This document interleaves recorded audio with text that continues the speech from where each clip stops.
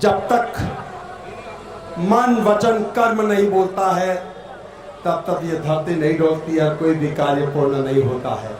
तो मेरे साथ जय घोष करेंगे, क्योंकि मैं अगर वहां से चौपाटी से लगाकर गुवाहाटी तक और इस छोर से लगाकर ब्रह्म कन्याकुमारी तक, कश्मीर से सारा संपूर्ण भारत यहाँ विराजमान है, अगर एक एक को जानता हूं, उनका नाम लूंगा तो मेरा जो कालखंड समय दिया था वो पूर्ण हो जाएगा। इसीलिए सर्वप्रथम मैं इस मंच को प्रणाम करता हूं, अभिनंदन करता हूं, जोरदार करता हूं ध्वनि से मंच के सम्मान में अभिनंदन किया जाए और इस सदन का भी अभिनंदन करता हूं।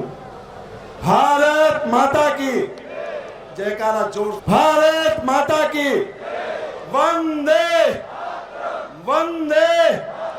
क्योंकि आज जो कार्य हुआ है वो धर्म की ध्वजा बोरीवली में फहराई है, इसीलिए मन वचन कर्म से मेरे साथ उद्घोष करेंगे तभी कार्य का आगाज शुरू होगा। धर्म की जोर से बोलिए ना, जयकारा तो गूंजना चाहिए। दिल्ली से तो गूंज रहा है, यूपी में गूंजना शुरू हो गया, महाराष्ट्र में गूंज गया है। अगर संपूर्ण भारत को विश्व गुरु बनाना है तो ये आगाज पहला करना ही पड़ेगा। धर्म की अधर्म का, प्राणियों में विश्व का, गौ माता की बोलो रे बेलियों अमृत वाणी, हर हर महादेव। अब शुभारंभ करने की इच्छा है।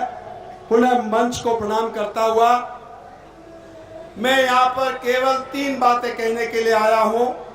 आग्रह था, पहला, युग पुरुष शिक्षा सारथी श्री श्री 1008 स्वामी श्री आत्मानंद जी महाराज की आत्मा आज बोरीवली में प्रतिष्ठापित हो गई है। ये केवल पत्थर नहीं है, मील का पत्थर है, ये एक मंदिर स्वरूप है। जैसा कि भाई साहब ने बताया, ये मुंबई का प्रवेश द्वार है और राजपुरोहित समाज की जितनी आबादी राजस्थान में, उसका 10% राजपुरोहित समाज मुंबई में बसता है। अब आप पूछेंगे आबादी कितनी है? हमारी आबादी इस समय 40 लाख के आसपास है और हम 40,000 लोग यहाँ रहते हैं। हमारा द्वार आने जाने का यही है, यही स्मरण है। जब भी हम बोरीवली उतरेंगे, बोरीवली आएंगे, आत्मानंद जी महाराज का जयकारा करेंगे। आपके जीवन में ज्ञान का पुंज, आपके जीवन में रोशनी, शिक्षा का पुंज पुनः ले आएगा। मित्रों, तपना खपे बिना कोई कार्य नहीं होता है। गुरुदेव आत्मानंद जी महाराज तपे खपे शिक्षा के क्षेत्र में जो काम किया उन्होंने, भूतो न भविष्यति, और मुंबई की धरा पर पोशिंत्रा परिवार का इस समय अभिनंदन करना चाहूंगा कि उन्होंने मंदिर से भी ज्यादा कार्य यहां पर किया है। मैं निवेदन करना चाहूंगा इस मंच से भी, हमारे बीच में आत्मानंद जी के जो रूप पास में रहे, उनके साथ में सानिध्य बिताए, वो अच्छी तरह से जानते हैं। वो बात यहाँ नहीं कहना चाहूंगा, लेकिन एक निवेदन करना चाहूंगा आप सभी से कि ये समाज अगर रोशन है, ज्ञान का रोशन है, तो आत्मानंद जी महाराज की वजह से है। इस अवसर पर एक बात कहना चाहूंगा अपनी बात समाप्त करने से पहले। जिस तरह से हमारी 2 आंखें, सांसारिक 2 आंखें हैं, हम 2 आंखों से पूरे संसार को देखते हैं, इसी तरह से हमारे जीवन में 2 आंखें हैं, एक धर्म की आंख और एक है ज्ञान की आंख, यानी विज्ञान की आंख, शिक्षा की आंख। धर्म की आंख हमारा सर्वोच्च शिखर ब्रह्मधाम आसोत्रा केताराम जी महाराज, जिन्होंने धर्म ध्वजा पूरे विश्व में फैलाई ब्रह्मधाम को स्थापित करके,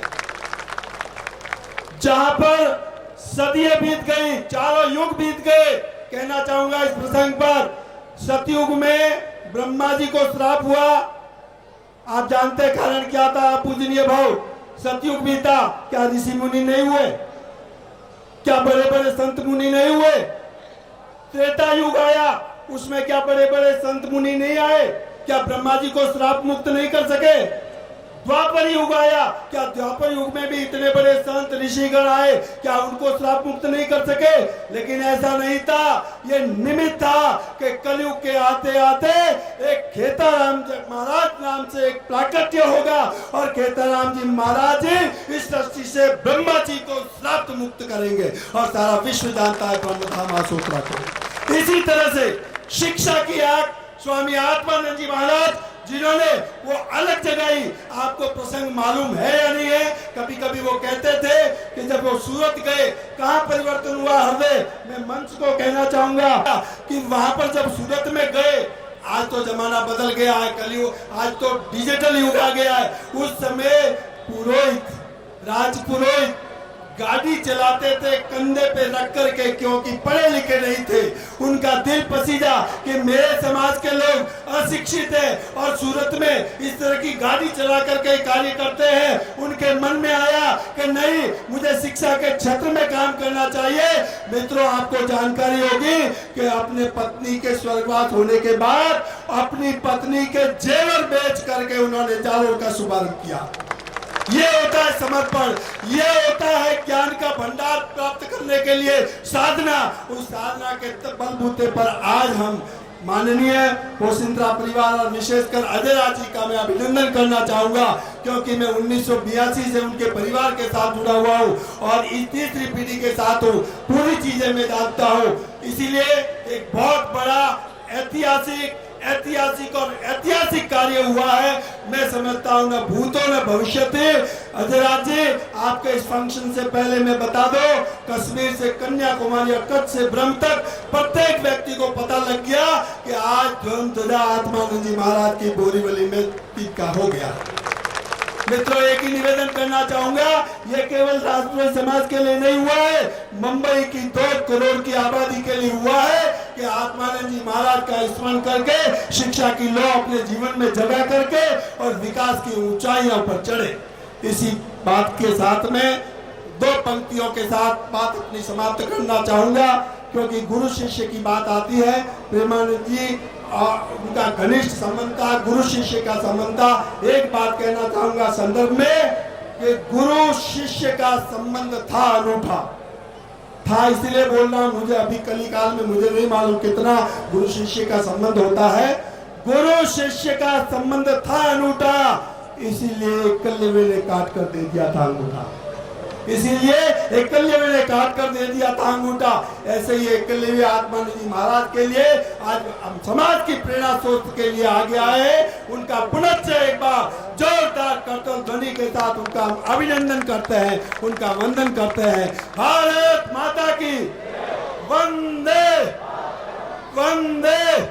मेरे साथ एक बात कहेंगे, मैं कहूंगा जब तक सूरज चांद रहे, आप कहना आत्मानंद जी आपका अमर नाम रहे। जब तक सूरज चांद रहेगा, जब तक सूरज चांद रहेगा। भारत माता की जय हिंद, जय महाराष्ट्र। जोरदार तालियां दोनों हाथ पर। बहुत बहुत धन्यवाद। बहुत बहुत धन्यवाद बिशन सिंह जी।